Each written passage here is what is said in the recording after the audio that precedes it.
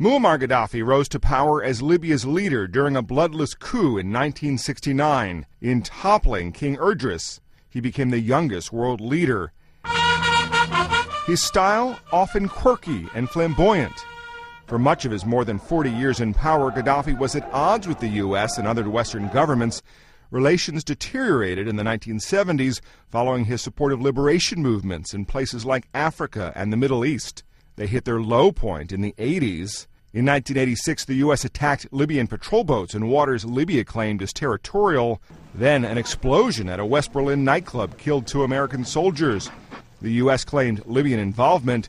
10 days later, President Ronald Reagan ordered airstrikes that killed 31 people, including an infant daughter of Gadhafi. We have done what we had to do.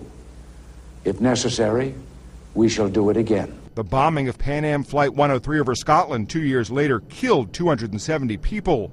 When Gadhafi refused to hand over 2 agents suspected of being involved in the bombing, the UN imposed sanctions. By 1999, Gadhafi changed his mind. At the urging of Nelson Mandela, the intelligence agents were handed over for trial. Our modest contribution to resolving the Lockerbie issue will remain a highlight of the international aspects of our presidency.